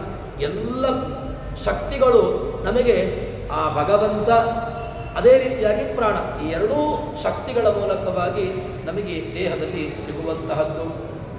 ಅಂತಹ ಭಗವಂತ ನಾಡಿಗಳಲ್ಲಿ ಇದ್ದುಕೊಂಡು ಏನು ಮಾಡ್ತಾನೆ ಅಂತ ಕೇಳಿದ್ರೆ ಇನಿತು ನಾಡಿ ಶಾಖೆಗಳಲ್ಲಿ ಎಲ್ಲ ರೂಪದಲ್ಲಿ ಭಗವಂತ ಇದ್ದಾನೆ. ಇದ್ದುಕೊಂಡು ಏಕಾತ್ಮನಾಗಿರತಕ್ಕಂತಹ ಅಜ, ಆನಂದ, ಅ, ಇ, ಉ ಅಂತೇನು ನಾವು ಅಕಾರಾದಿ ಅಕಾರದಿಂದ ಆರಂಭಿಸಿಕೊಂಡು ಕ್ಷಕಾರ ಪರ್ಯಂತ ಇರತಕ್ಕಂತಹ ವರ್ಣಗಳು, ವರ್ಣ ಅಭಿಮಾನಿ ದೇವತೆಗಳು, ಅಕಾರದಿಂದ ಪ್ರತಿಪಾದ್ಯಮಾನವಾಗಿರತಕ್ಕಂತಹ ರೂಪ ಅಜ, ಆ ಆನಂದ, ಈ ಇಂದ್ರ, ಈ ಈಶ, ಉಗ್ರ, ಊರ್ಜ, ಋತಂಬರ, ಹೀಗೆ 51 ವರ್ಣಗಳು. ಈ 51 ವರ್ಣಗಳು ಏಕಪಂಚಾಶದ್ ವರ್ಣಾನ, ಈ ಏಕಪಂಚಾಶದ್ ರೂಪ ವರ್ಣಗಳಲ್ಲಿ ಏಕಾತ್ಮ ಎಂಬಂತಹ ಆ ಏಕಾತ್ಮ ರೂಪದಿಂದಾಗಿ ಭಗವಂತನಿದ್ದಾನೆ. ತತ್ವಂ ತತ್ವವಿದೇಕಾತ್ಮ, ತತ್ವಂ ತತ್ವವಿತ್ ಏಕಾತ್ಮ, ಭಗವಂತ ಏಕಾತ್ಮ ರೂಪದಿಂದಾಗಿದ್ದಾನೆ. ಸಹಸ್ರನಾಮ ಹೇಳ್ತದೆ. ಅದೇ ರೀತಿಯಾಗಿ ವರ್ಣ ಪ್ರತಿಪಾದ್ಯಮಾನವಾಗಿರತಕ್ಕಂತಹ ರೂಪದಲ್ಲಿಯೂ ಕೂಡ ಇದನ್ನು ಹೇಳುತ್ತಾರೆ. ಅಂತಹ ಏಕಾತ್ಮ ರೂಪನಾಗಿರತಕ್ಕಂತಹ ಭಗವಂತ 72,000 ನಾಡಿಗಳಲ್ಲಿ 72,000 ತನ್ನ ರೂಪ, 72,000 ಲಕ್ಷ್ಮೀ ರೂಪವೂ ಉಂಟು. ಕೇವಲ 72,000 ಪುರುಷ ರೂಪ, 72,000 ಲಕ್ಷ್ಮೀ ರೂಪವನ್ನು ಅವಳಿಗೆ ಹೆಸರು ಅದೇ ಸಮನ ಅಂತ. ಭಗವಂತ ಯಾವ ರೀತಿಯಾಗಿರ್ತಾನೋ ಅದಕ್ಕೆ ಸರಿಯಾಗಿರ್ತಕ್ಕಂತಹ ರೂಪವನ್ನು ಆ ಲಕ್ಷ್ಮೀದೇವಿಯು ಕೂಡ ಪಡೆದುಕೊಳ್ಳುತ್ತಾಳೆ. ಅಂತಹ ಏಕಾತ್ಮ ರೂಪದಿಂದಾಗಿ ಆ ಭಗವಂತನ ಜೊತೆಗೆ ಲಕ್ಷ್ಮೀ ಸಹಿತನಾಗಿರ್ತಾನೆ. ಅಂತಹ ಲಕ್ಷ್ಮೀ ಸಮೇತನಾಗಿರ್ತಕ್ಕಂತಹ ಭಗವಂತ ನಾಡಿಗಳಲ್ಲಿದ್ದುಕೊಂಡು ಹಗಲು ರಾತ್ರಿ ಇದ್ದುಕೊಂಡು ಭಗವಂತ ಆ ಜೀವರನ್ನು ರಕ್ಷಣೆ ಮಾಡುತ್ತಾನೆ ಅಂತ ಹೇಳ್ತಾರೆ. ನಮಗೆ ದೇವರ ರಕ್ಷಣೆಯ ಕಲ್ಪನೆ ನಮಗೆ ಸ್ವಲ್ಪವೂ ಇಲ್ಲ. ಯಾಕೆ ಅಂತ ಕೇಳಿದ್ರೆ, ನಾವು ಹೇಗೆ ಬದುಕ್ತಾ ಇದ್ದೇವೆ ಅಂತ ಕೇಳಿದ್ರೆ, ದೇವರ ಸ್ಮರಣೆ, ದೇವರ ಚಿಂತನೆ ಎರಡನ್ನೂ ಕೂಡ ದೂರ ಮಾಡಿ ಬದುಕ್ತಾ ಇದ್ದೇವೆ. ಯಾಕೆ ಅಂತ ಕೇಳಿದ್ರೆ, ಎಲ್ಲವೂ ನನ್ನಿಂದ, ನಾನು ನನ್ನಿಂದ, ಈ ಎರಡೇ ನಮಗೆ ಗೊತ್ತಿರುವಂತಹದ್ದು. ಏನು ಕೇಳಿದ್ರೆ, ಒಂದು ನಾನು, ಒಂದು ನನ್ನಿಂದ. ನನ್ನಿಂದ ಆಯಿತು, ನಾನು ಮಾಡಿದ. ಯಾವ ಭಗವಂತ ಎಷ್ಟು ನಮ್ಮನ್ನು ರಕ್ಷಣೆ ಮಾಡ್ತಾ ಇದ್ದಾನೆ, ಎಷ್ಟು ನಮ್ಮನ್ನು ಅನುಗ್ರಹ ಮಾಡ್ತಾ ಇದ್ದಾನೆ ಎಂಬುದನ್ನು ಕ್ಷಣದ ಚಿಂತನೆಯನ್ನು ನಡೆಸದೆ ಒಂದು ಸಣ್ಣ ಒಂದು ಕ್ಷಣ ಬರ್ಬೋದಷ್ಟೇ ಹೊರತು, ಆದರೆ ದೇಹದಲ್ಲಿ ಆಗುವಂತಹ ಇಷ್ಟೆಲ್ಲ ದೊಡ್ಡ ದೀರ್ಘವಾಗಿರತಕ್ಕಂತಹ ಕ್ರಿಯೆಗಳು, ಇಷ್ಟೆಲ್ಲ ಶ್ವಾಸೋಚ್ಛ್ವಾಸಗಳು, ಇಷ್ಟೆಲ್ಲ ಪ್ರಕ್ರಿಯೆಗಳು, ನಿದ್ದೆ ಮಾಡ್ತಾನೆ, ನಿದ್ದೆ ಮಾಡಿದವ ಹೇಳ್ತಾನೆ, ನಡೆದುಕೊಂಡು ಹೋಗ್ತಾನೆ, ಇದರ ಚಿಂತನೆಯನ್ನು ಉಳಿಸುವುದಿಲ್ಲ. ಯಾರು ಮಾಡ್ತಾ ಇದ್ದಾರೆ, ನಾನೇ ಮಾಡ್ತಾ ಇದ್ದೇನೆ ಅಂತ. ನಾನು ಮಾಡ್ತಾ ಇದ್ದೇನೆ ಅಂತ ಗೊತ್ತಾಗೋದು ಯಾವಾಗ, ನಾನು ಮಾಡ್ತಾ ಇಲ್ಲ ಅಂತ ಗೊತ್ತಾಗೋದು ಯಾವಾಗ ಕೇಳಿದ್ರೆ, ಆಸ್ಪತ್ರೆಗೆ ಹೋಗಿ ಸೇರಬೇಕು. ಆಸ್ಪತ್ರೆಗೆ ಹೋಗಿ ಸೇರಿದಾಗ ಆಸ್ಪತ್ರೆಯಲ್ಲಿ ಯಾವುದೂ ಕೂಡ ನಾನು ಮಾಡಿದ್ದಲ್ಲ, ಅವರೂ ಕೂಡ ಕೈ ಎತ್ತಿ ಬಿಡಬೇಕು, ವೈದ್ಯರು ಕೂಡ. ನಾವು ಕೂಡ ಏನು ಮಾಡಲಿಕ್ಕೆ ಆಗೋದಿಲ್ಲ ಅಂತ ಹೇಳಿದಾಗ ಆವಾಗ ಇಷ್ಟರ ತನಕ ಯಾರೋ ಒಬ್ಬರು ಒಳಗಿದ್ದುಕೊಂಡು ಶ್ವಾಸೋಚ್ಛ್ವಾಸವನ್ನು ನಡೆಸ್ತಾ ಇದ್ರು ಅಂತ ಎಂಬುದಾಗಿ ಅರಿವಿಗೆ ಬರ್ತದೆ. ಅಂತಹ ಭಗವಂತ ಸಮಸ್ತ ನಾಡಿಗಳಲ್ಲಿ 72,000 ನಾಡಿಗಳಲ್ಲಿ ಪ್ರಾಣದೇವರು, ಭಗವಂತ, ಲಕ್ಷ್ಮೀದೇವಿ ಇದ್ದುಕೊಂಡು ನಮ್ಮೆಲ್ಲ ಕ್ರಿಯೆಗಳನ್ನು, ನಮ್ಮೆಲ್ಲ ಪ್ರಕ್ರಿಯೆಗಳನ್ನು ನಡೆಸ್ತಾ ಇದ್ದಾರೆ ಎಂಬಂತಹ ಚಿಂತನೆಯನ್ನು ಜಗನ್ನಾಥದಾಸರು ಯಾವುದು ಶಾಸ್ತ್ರದಲ್ಲಿ, ಯಾವುದು ಪುರಾಣದಲ್ಲಿ ಏನೋ ಹೇಳಿದೆಯೋ ಅದನ್ನು ನಮಗೆ ಒಂದು ರೀತಿಯಾಗಿರತಕ್ಕಂತಹ ಸಾರವಾಗಿರತಕ್ಕಂತಹ ಭಾಗವನ್ನು ನಮಗೆ ತಿಳಿಸಿಕೊಡ್ತಾ ಇದ್ದಾರೆ. ಮುಂದಿನ ಭಾಗವನ್ನು ಮುಂದೆ ಸೇರಿದಾಗ ಅಂತ ಹೇಳುವಲ್ಲಿ ಹರಿಪ್ರಿಯತಾ ಶ್ರೀಕೃಷ್ಣಾರ್ಪಿತ ವಸ್ತು.